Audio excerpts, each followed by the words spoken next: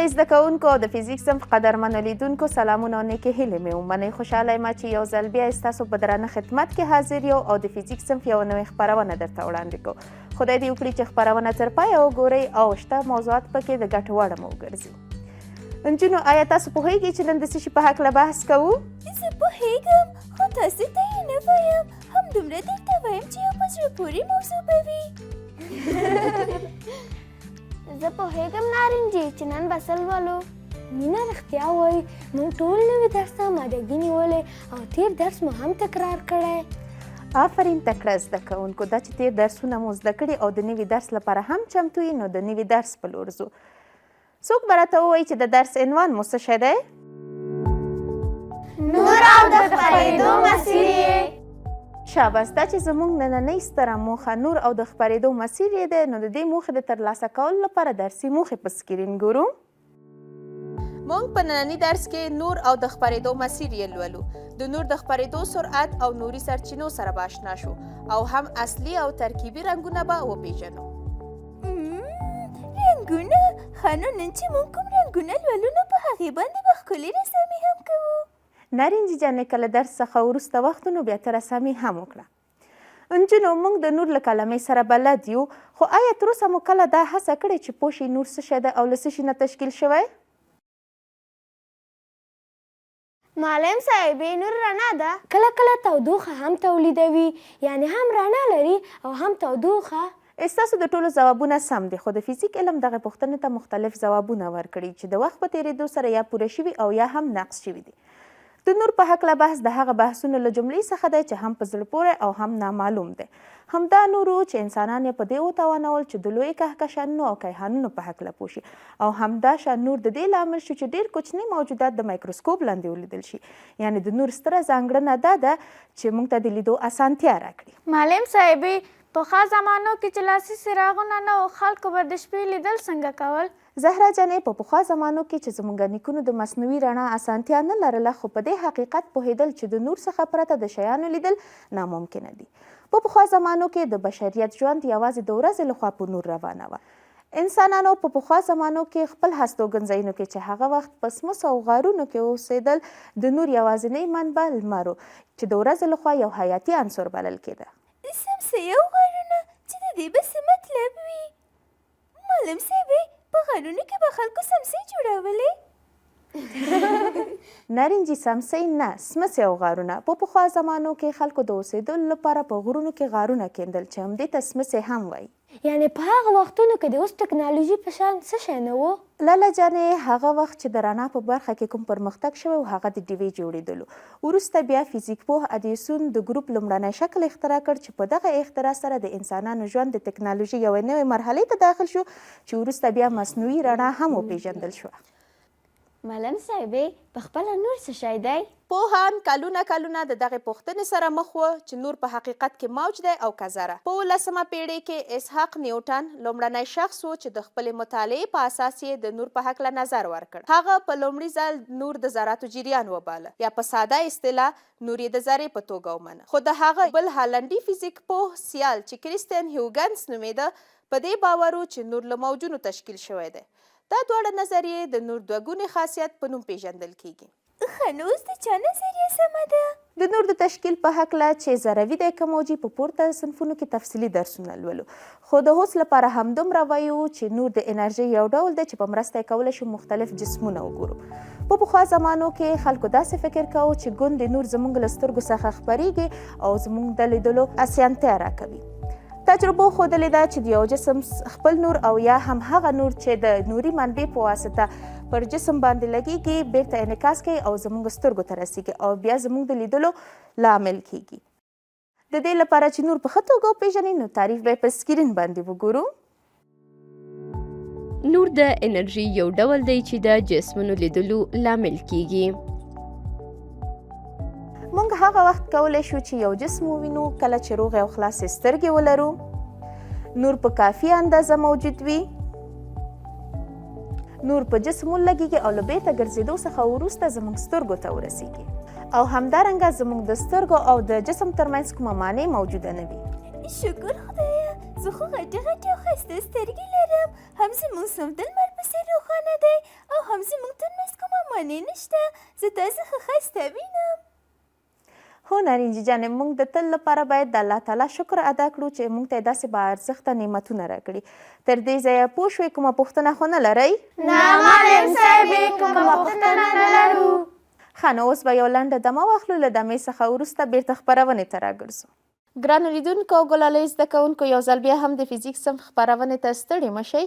مخکې له دمې مو نور وپېژانده او همدارنګه په دې هم پوه شو چې نور په مستقیم مسیر خپرېږي. اوس په ګډه یو عملي کار ترسره کوو، نو تاسو هم چمتو شئ او په دقت سره وګورئ. موږ هم چمتو یو معلم صاحبې. ډېره ښه ده، نو زه به اول لیدونکو ته د اړتیا وړ مواد وپېژنم. ګرانو لیدونکو، دغه عملي کار ډېر ساده او اسانه ده، ان تر دې چې تاسو کولی شئ په خپلو کورونو کې ترسره کړئ. د دې عملي کار لپاره مونږ سرش، کارک، قیچي، تار، شمع، سخت کاغذونه، لایټر، مینا، لاله او شبنم. تاسو یوه ورقه سخت کاغذ چې مساوي شکلونه لري واخلئ او د خطکش په مرسته د مربع قطرونه ترسیم کړئ او بیا د تقاطع نقطې ځای پکې د قیچي په مرسته یو سوری وکړئ.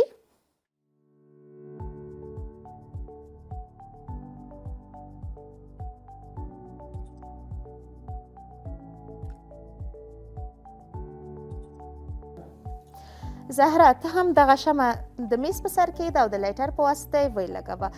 نارنجي، ته هم نجونو ته متوجه شه او د اړتیا پر وخت نظر ورکوه.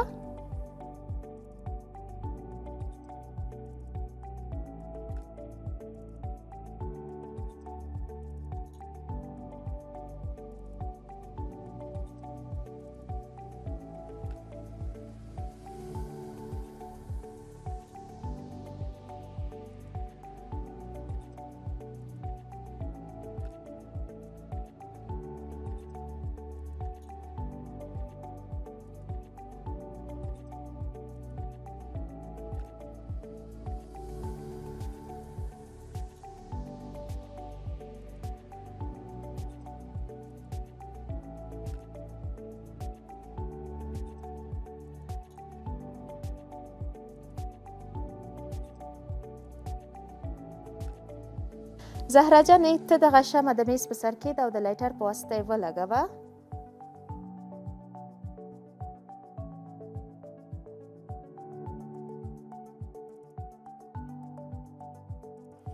معلم صاحبې، جوړ مو کړل.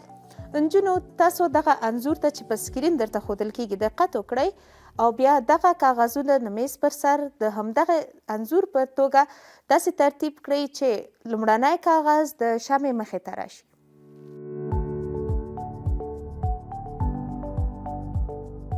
نجونو، پیل کړئ.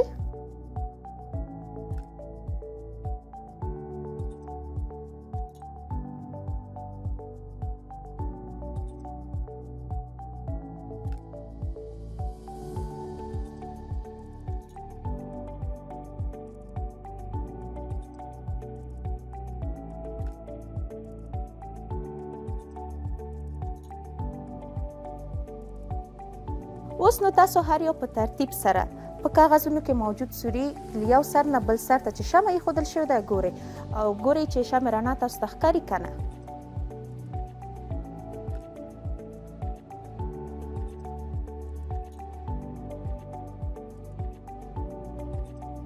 معلم صاحبې، راته ښکاري. مننه شبنم جانې، ته کولی شې چې خپل ځای ته ولاړه شې. لاله جانې، ته راشه اوس وګوره.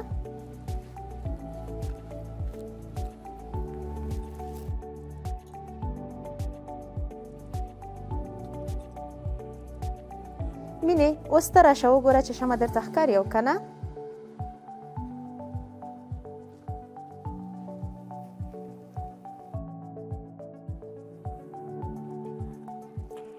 زهره جانې، ته اوس راشه وګوره چې شمع درته ښکاري او که نه.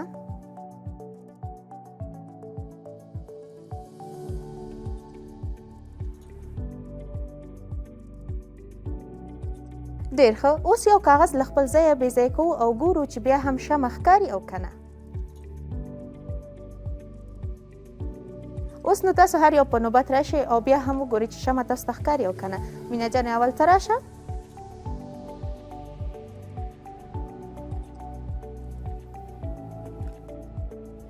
معلم صاحب اوس د شمع رڼا نه ښکاري. آفرین مینه جانې، ته کولی شې چې خپل ځای ته ولاړه شې. زهره اوس ته راشه وګوره چې شمع رڼا درته ښکاري او که نه.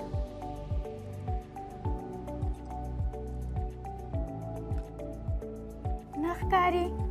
مننه زهره جانې، ته هم کولی شې چې خپل ځای ته ولاړه شې. لاله اوس ته راشه وګوره.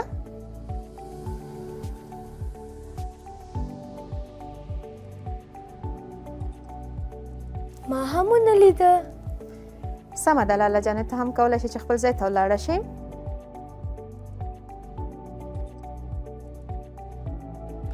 شبنم اوس ستا وار ده، ته راشه وګوره چې شمع درته ښکاري او که نه.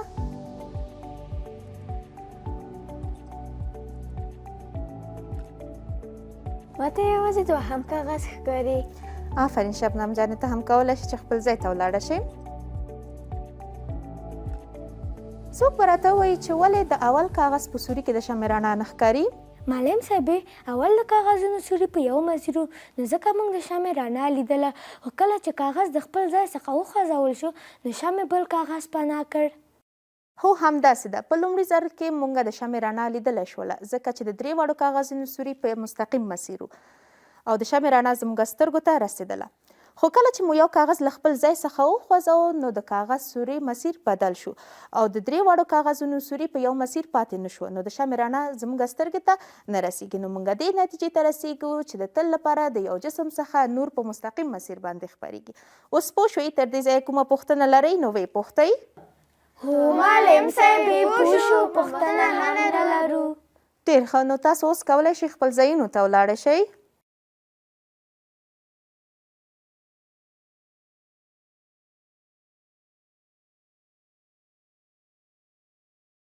ښه نو اوس به راشو دې موضوع ته چې د نور سرعت څومره دی.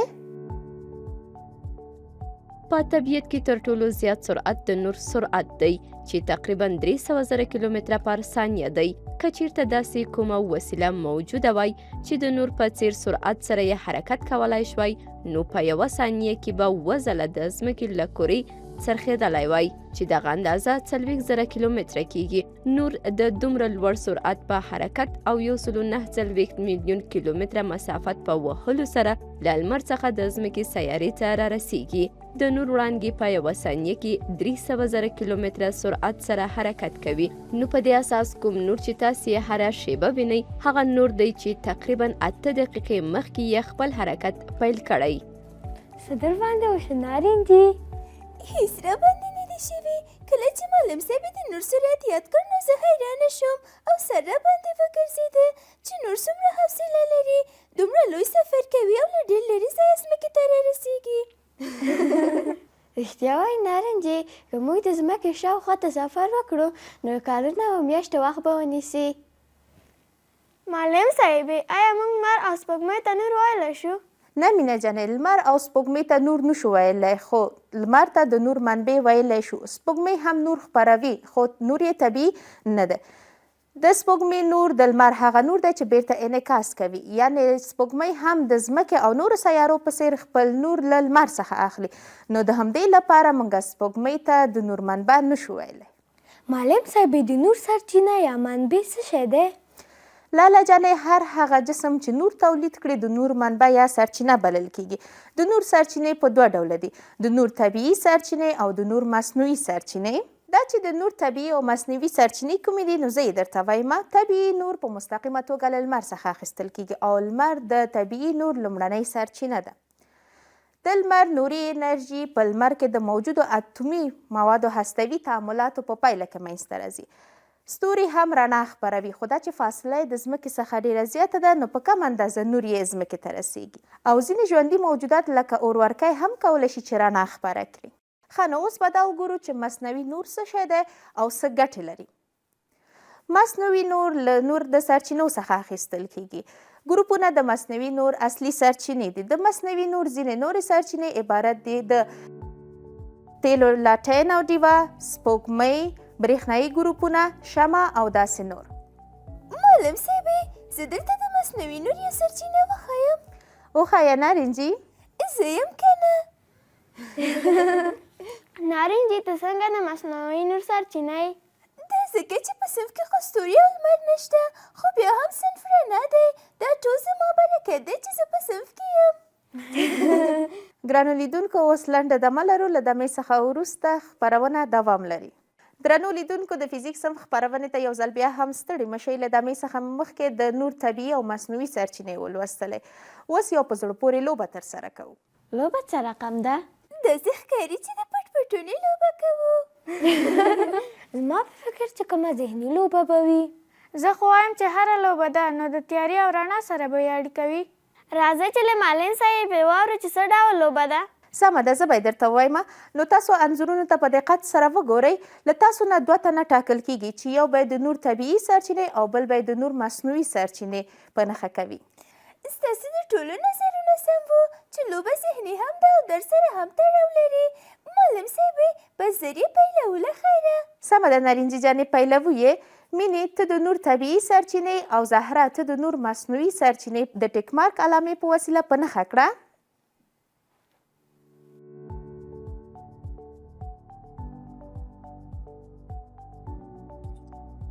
اورورکه د نور طبیعي سرچینه ده. اوس به یې وګورو. موبایل او لپټاپ د نور مصنوعي سرچینې دي.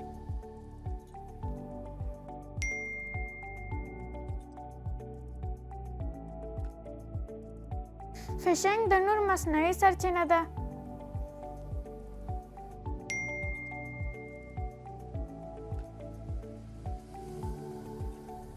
طبیعي ګاز د نور مصنوعي سرچینه ده.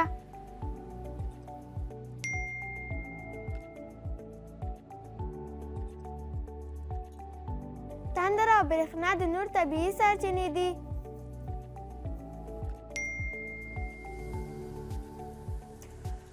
زهره ته راته دا ووایه چې د کومو شیانو نومونه چې تا واخیستل ولې د نور مصنوعي سرچینې دي؟ ځکه چې ټول د انسانانو په وسیله جوړ شوي او د نور تولید لپاره نورو اجزاو ته اړتیا لري. مثلا ګروپ برېښنا ته، لاټین تیلو ته او شمع اورلګیت ته اړتیا لري. آفرین زهره جانې. لاسي څراغ د هیښو چې بټریو ته اړتیا لري. آفرین نارنجي. مینې ته راته دا ووایه چې ولې اور او لمر د نور طبیعي سرچینې دي؟ ځکه چې نور دې په خپله تولیدوي او له بل شي څخه یې نه اخلي. آفرین مینه جانې. ښه نو اوس دویم ګروپ ته راځو.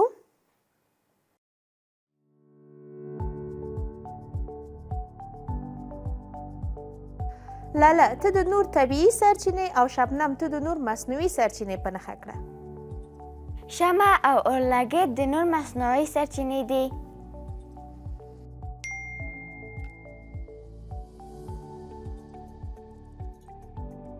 لمر او ستوري د نور طبیعي سرچینې دي.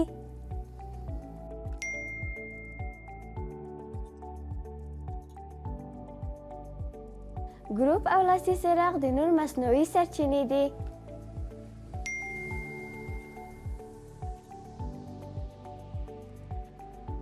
لاټین د نور مصنوعي سرچینه ده.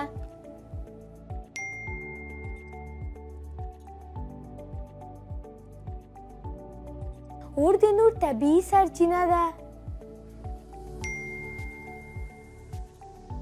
آفرین شبنم جانې. خدا راته ووایه چې ولې کمپیوټر، موبایل، ګاز او فشنګ د نور مصنوعي سرچینې دي؟ ځکه چې کمپیوټر او موبایل خپل نور له برېښنا څخه اخلي، فشنګ هم خپل نور له اور څخه اخلي او همداشان ګاز له اور او نفتو څخه رڼا اخلي. ګاز ته نیمه طبیعي هم ویلی شو. دا هم زموږ د نارنجي جانې د کشفیاتو څخه دي. آفرین شبنم. لاله ته راته دا ووایه چې په کومو دلایلو د اورورکی، تندر او برېښنا په طبیعي سرچینو کې حساب کړل؟ ځکه چې تندر یا برېښنا طبیعي رڼا لري او اورورکی هم. آفرین لاله جانې.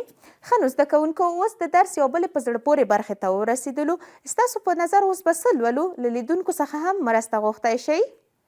فعالیت خو هم تیر شو. زموږ لیدونکو ښه وایي چې د رنګونو په هکله به یو څه لولو. زموږ په نظر لیدونکي رښتیا وایي. هو همداسې ده، تاسو ټول رښتیا وویل. اوس د رنګونو په هکله بحث کوو.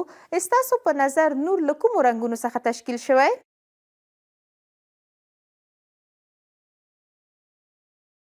معلم صاحبې موږ له مشورې کولو وروسته دې نتیجې ته ورسېدلو چې لمر یو نور سپین ګروپ دی خو په نور رنګونو هم لیدل کیږي. نارنجي، زیړ، آبي، بنفشي. آفرین زما تکړه زده کوونکو. زه پوهیږم چې تاسو ټولې لایقې او تکړه یې، خو کله چې مشوره کوئ نو څو ذهنونه سره یوځای شي او په پایله کې معقول ځواب او حل لاره پیدا شي. هو معلم صاحب رښتیا وایي، تاسې هم په هر کار کې د فزیکس زده کوونکو په شان مشوره کوئ. ډېر ښه زده کوونکو. هغه نور چې له لمر څخه ځمکې ته رسیږي له مختلفو رنګونو څخه تشکیل شوی دی. په لابراتوار کې نور د منشور په مرسته تجزیه کیږي.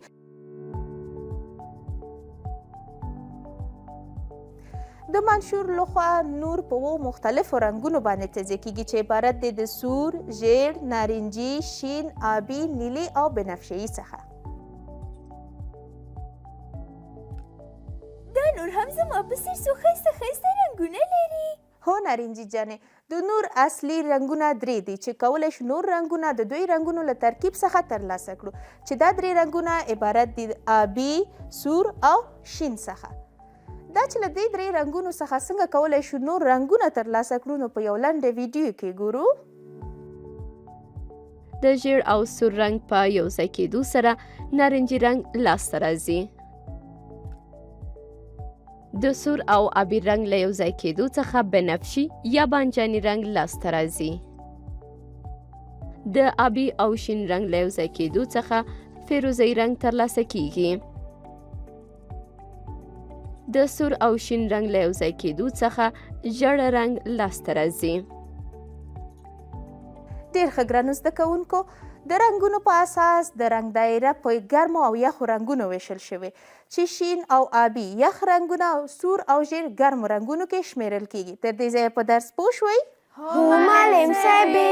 ډېر ښه ګرانو زده کوونکو. تر دې ځایه مو ولوستل چې د نور دوه مهمې ځانګړتیاوې دي چې یو د نور خپرېدل په مستقیم مسیر باندې او بل هم د نور د خپرېدو سرعت. د دې ترڅنګ نور نورې ځانګړتیاوې هم لري چې عبارت دي د نور انعکاس، انکسار، تداخل، تفرق او د نور د قطبي کېدو څخه چې انعکاس او انکسار به یې په راتلونکي درسونو کې ولولو او پاتې موضوعات به یې په پورته صنفونو کې ولولو.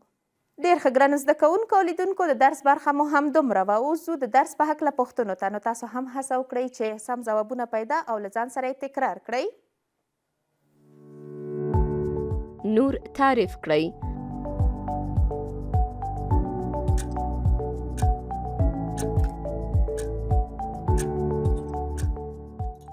زهرا جانې د دې پوښتنې ځواب ته ووایه.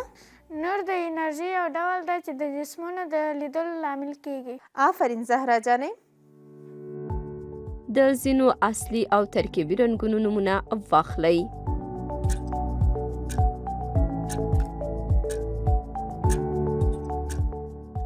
اصلي رنګونو نومونه به لاله او د ترکیبي رنګونو نومونه به زهرا جانه واخلي. اصلي رنګونه عبارت دي له سور، شین او آبي څخه او دا نور رنګونه د دې رنګونو له ترکیب څخه لاسته راځي. د ترکیبي رنګونو څخه یې ځینې عبارت دي له نارنجي، بنفشي، فیروزه‌ایي، آسماني او زیړ څخه. آفرین زما لایق زده کوونکو.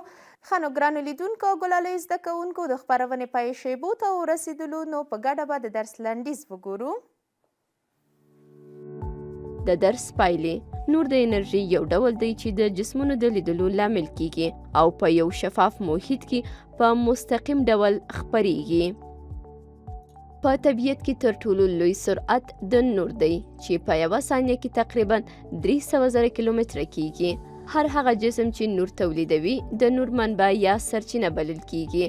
د نور سرچینې په دوه ډوله دي: طبیعي سرچینې او مصنوعي سرچینې. سپین نور په 7 رنګونو تجزیه کیږي چې له سور، نارنجي، ژړ، شین، آبي، نیلي او بنفشي رنګونو څخه عبارت دي. خوږو لیدونکو او ګلالیو زده کوونکو، دا وه زموږ فزیکس صنف خپرونه چې تاسو ته مو وړاندې کړه. خدای دې وکړي چې تاسو ته ګټوره تمامه شوي. نو تر بیا مو ټول په الله تعالی سپارم. خدای په امان.